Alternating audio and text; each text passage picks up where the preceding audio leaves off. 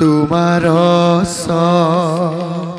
শরণে প্রভু এ তোমার শরণে প্রভু শ্রমী নতি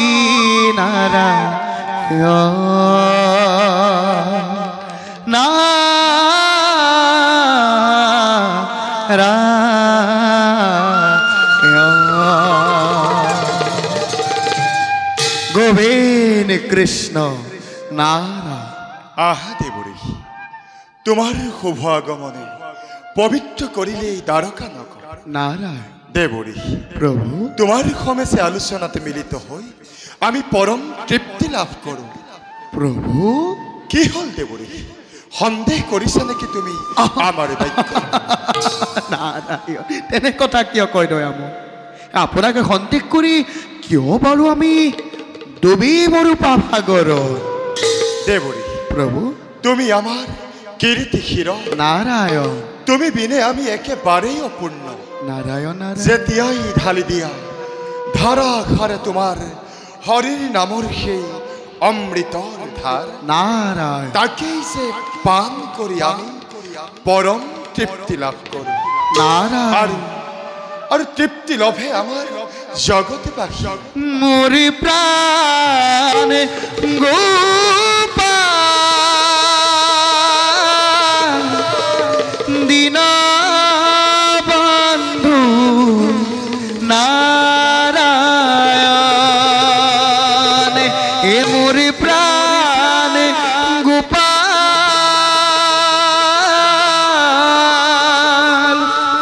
দীন বন্ধু নারায়ণ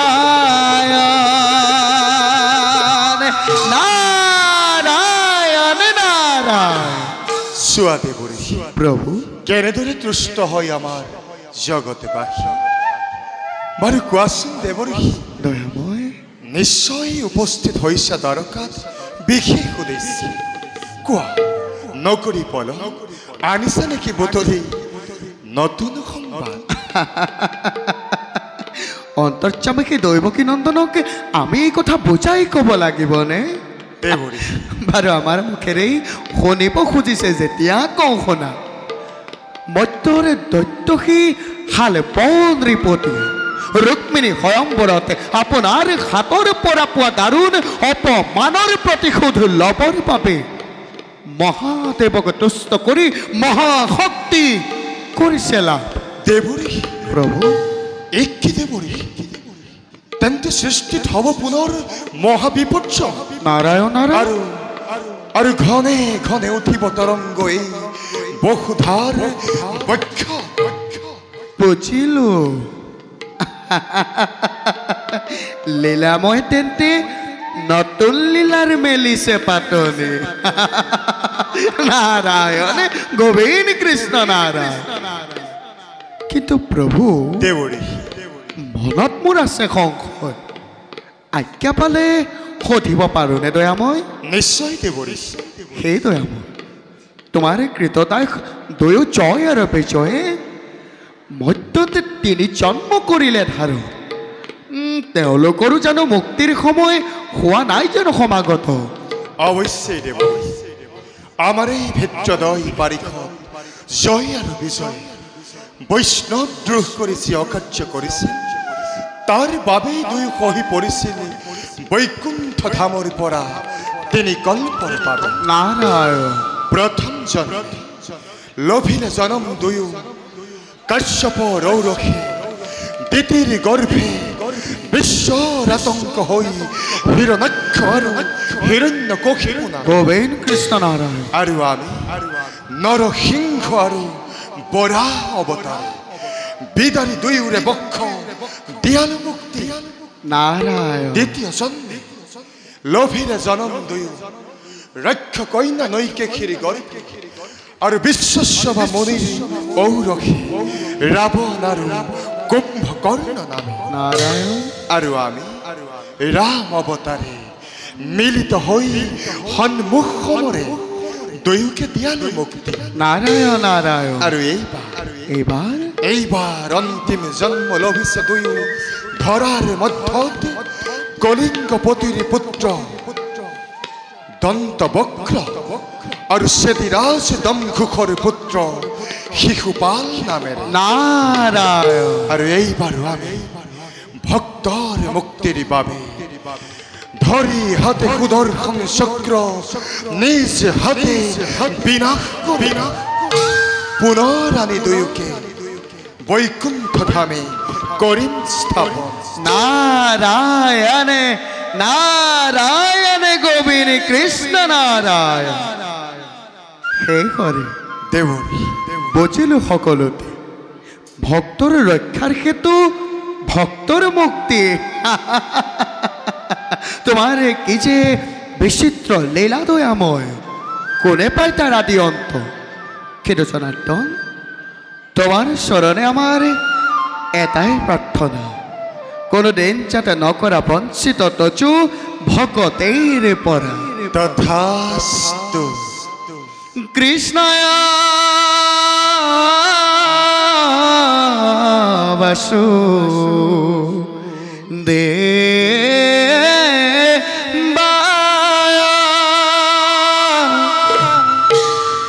দৈব কি নতনায়স নদ গোপা কুমার গোবিন্দায় নমো নমঃ গোবিন্দায় নমো নমঃ গোবিন্দায় নমো নমঃ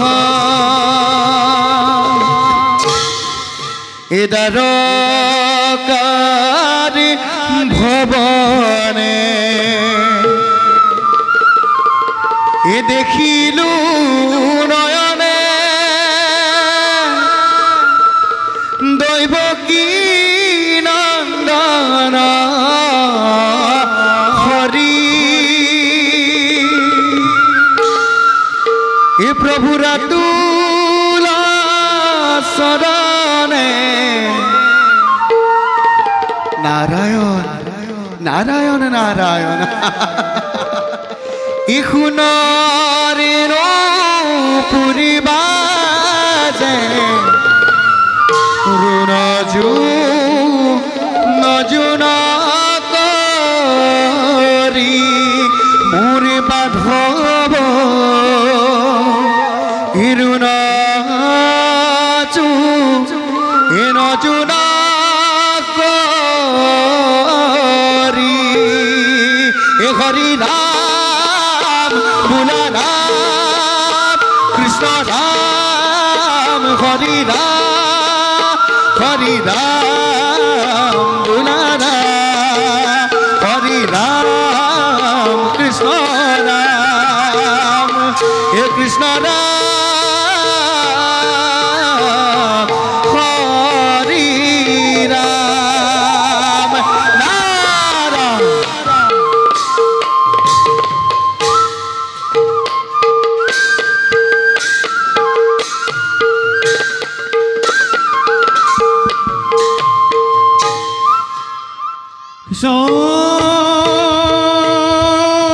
হরি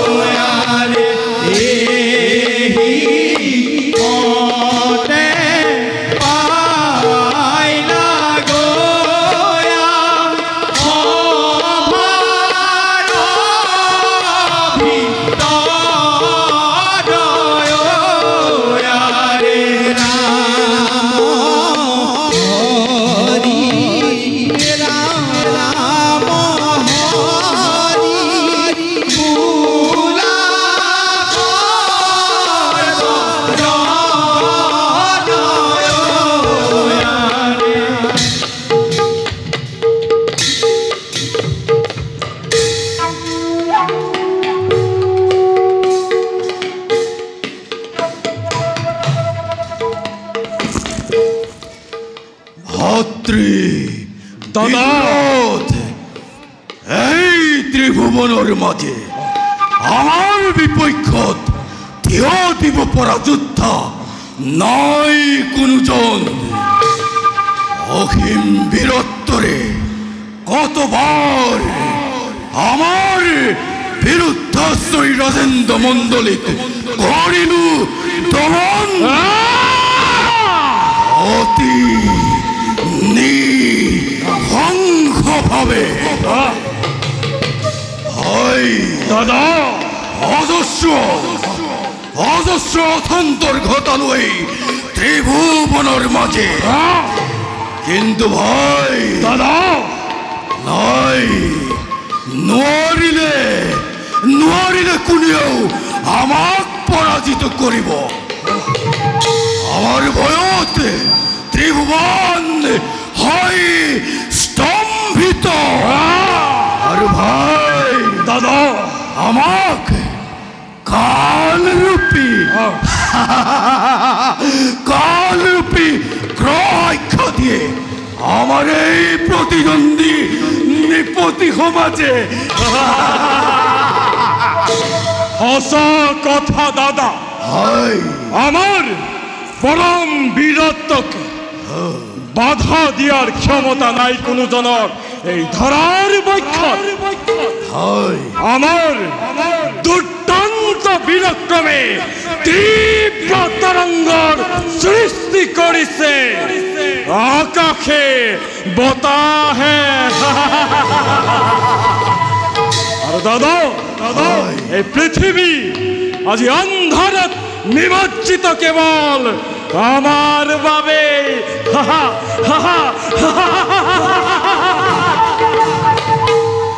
কিন্তু ভাই দাদা যদিও বা অধীশ্বরময় কলিঙ্গ রাজ্য, যদিও বা ত্রিভুবন মোর ভয়তে হয় কম্পমান, তথাপি তো ভাই দাদা মন মোৰ আজি নহয় শান্ত।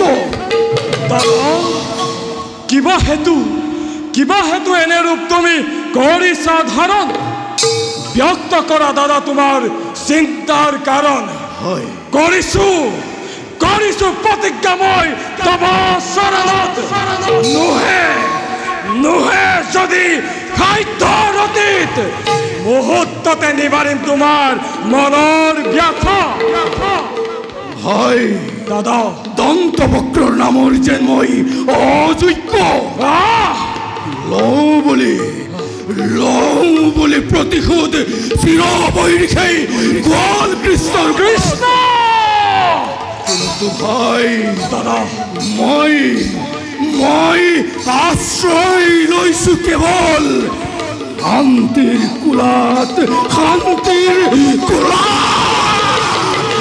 দাদা নকৰিবা চিন্তা তুমি সেই ৰাখাল কৃষ্ণৰ বাবে। দুৰ্বল শক্তিৰ গৰাকী তুমি, সেই দেৱেন্দ্ৰতকৈও প্ৰবল শক্তিশালী তুমি।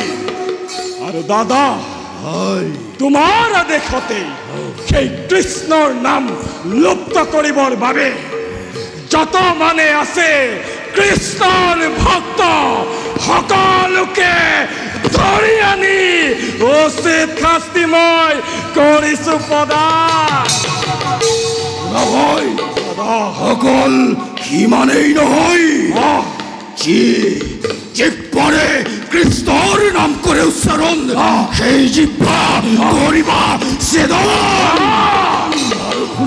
দাদা চক্ষুৱে কৃষ্ণৰ মূৰ্তি কৰে দৰ্শন, যি হাতে কৃষ্ণ কৰে পূজাৰ চৰণ, সেই চক্ষু সেই হাত ভালিয়ানি কুকুৰ চিকালক কৰিবা ভক্ষণ। দাদা আদেশ অবশ্যই কৰিম পালন। দাদা বুজিব জগতে জানিব বিশ্বই কৃষ্ণৰ নাম কৰিলে উচ্চাৰণ আহিব পাৰে ঘোর অমানিকা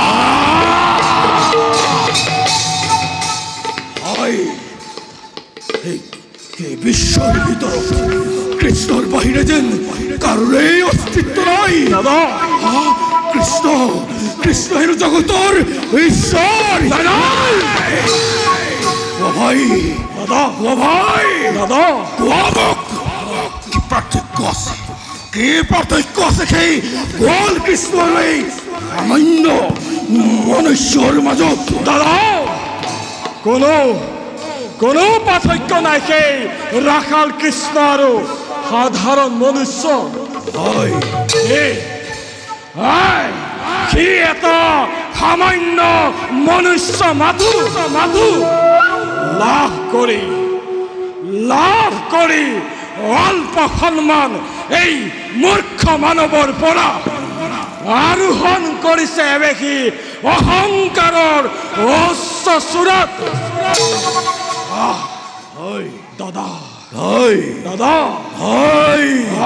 আকাশ বতাহ স্বৰ্গ মধ্য তীব্ৰ তৰংগৰ ঘোষণা কৰি মহাবীৰ দন্তবক্ৰ ধ্বনিৰে গুঞ্জৰিত কৰি আমি ৰুদ্ধশ্বাসে যাত্ৰা কৰিম দ্বাৰকা নগৰে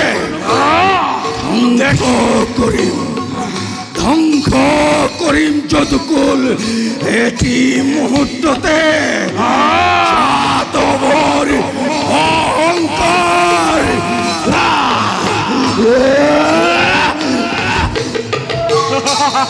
গলিৰ লগত মিহলাই যাদৱৰ নাম কৰিম বিলুপ্ত এইবাৰ দেখিব জগতে আমি দুই ভাতৃ মিলি দাদা কি দৰে গ্ৰাস কৰো কৃষ্ণৰ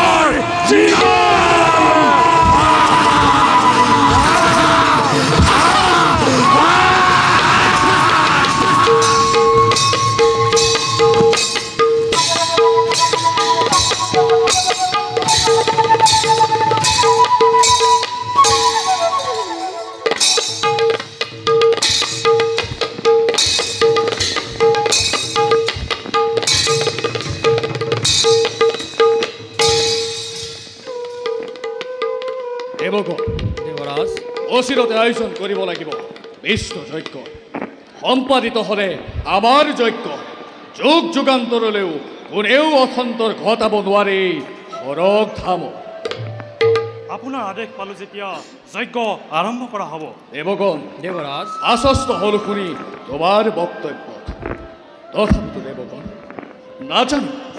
নাজানো দেৱগণ কিয় আজি নন মোৰ নহয় উজ্জ্বল দেৱৰাজ চিন্তাৰ কোনো কাৰণ নাই অতুল গৌৰৱেৰে গৌৰাম্বিত আপুনি স্বৰ্গৰ ৰাজন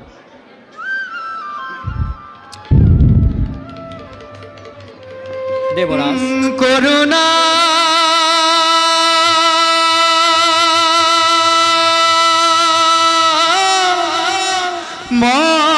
মাইৰা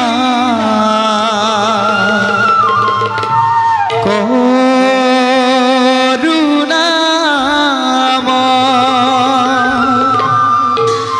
কৰি কৃপা যেন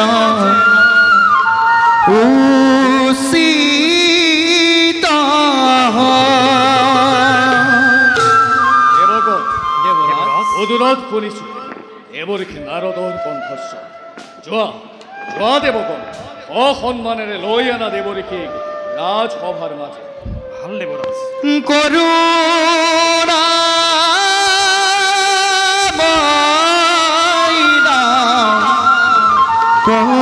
করুণা হে করি কৃপা যেন উচিত হয় নারায়ণ দেবগণ তোমার সহিতে সমগ্র দেবতার জয় প্রণাম প্রণাম দেব আপনার আগমনে পবিত্র করিলে আজি অমরাবতী নারায়ণ আৰু কওকচোন দেৱঋষি কোৱা মৈত্যৰ সংবাদ মৈত্যৰ সংবাদ দেৱঋষি মৈত্যৰ সংবাদ এটা ভয়ংকৰ সংবাদ বুটলি আনিছোঁ তোমালোকৰ বাবে দেৱঋষি অচিৰতে অচিৰতে মহাপ্ৰলয় সৃষ্টি হ'ব অমৰাৱতীপুৰতে দেৱঋষি প্ৰহেলিকাৰ আস্বাদন পৰিহাৰ কৰি সকলোতে কক ভাঙিব শুনা তেন্তে কহবি মৈত্যৰ দৈত্য শালব নিপতিয়ে দেইটি বিজয়ৰ ঘোষণা কৰি প্ৰবল বেগেৰে প্ৰলয় ঘোষণা কৰি আহিছে অমৰাৱতী দিশে অনেক কল্পনা কৰিছে শাল বনিপতিয়ে সন্মুখ সমৰত তাক দণ্ডিত কৰি মৃত্যুদণ্ডৰে কৰিম কোৱা মৈত্যৰ সেই সামান্য দৈত্যই কিদৰে দেৱঋষি কিদৰে থিয় দিব ৩৩ কোটি দেৱতাৰ সন্মিলিত শক্তিৰ আগত কিদৰে থিয় দিব ৩৩ কোটি দেৱতাৰ শক্তিৰ আগত দেৱঋষি ৩৩ কোটি দেৱতাৰ সন্মিলিত শক্তিৰ আগত দেৱঋষি হাঁহি উঠিছে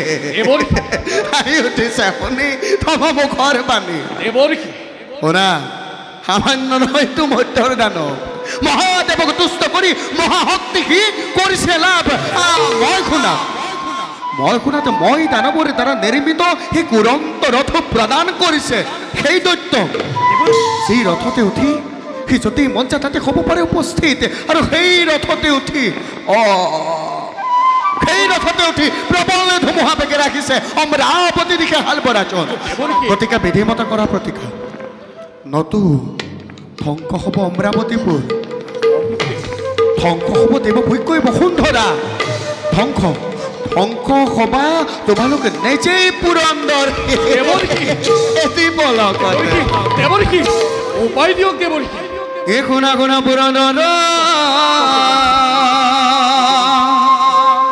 এ মোহৰ বাসন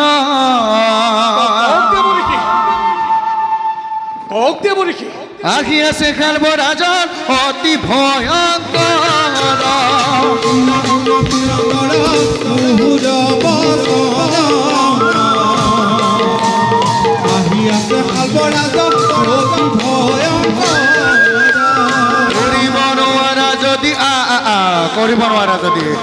কৰিব নোৱাৰা যদি দৈত্যক নিধন কি কৰিবা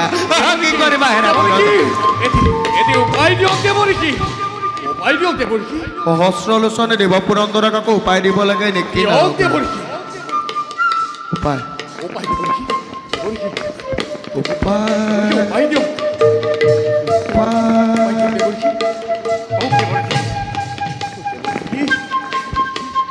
কৰিব নোৱাৰা যদি দৈত্যক নিধন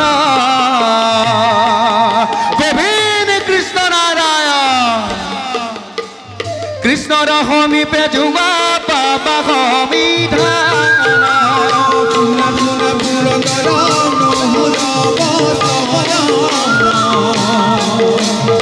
আহিব লাগিছে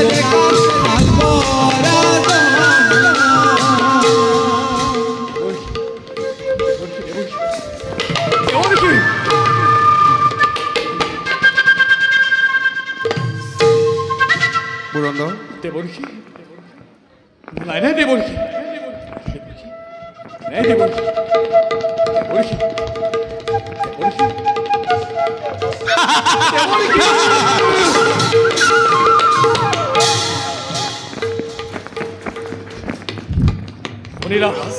শুনিলা নহয় দেৱগণ দেৱঋষিৰ বাণী মৈত্যৰ সেই নিৰ্মূল দৈত্যই বিধাতাৰ পৰা বৰ লাভ কৰি আহিব লাগিছে স্বৰ্গৰ লালসাত ৰাজহুৱা দূৰত্বৰ তাকে এনে শাস্তি প্ৰদান কৰিব লাগিব যাতে যুগ যুগান্তৰলৈকে কোনো অথন্তৰ ঘটাব নোৱাৰে দেৱ সমাজত আজি এই যুদ্ধযাত্ৰা কৰিম তাৰ বিপক্ষে উচ্চ স্বৰে কৰা জয়ধ্বনি। জয় দেৱৰাজ ইন্দৰ, জয় জয় দেৱৰাজ ইন্দৰ, জয় জয় মহামহাবীৰগণৰ। জয় জয় জয়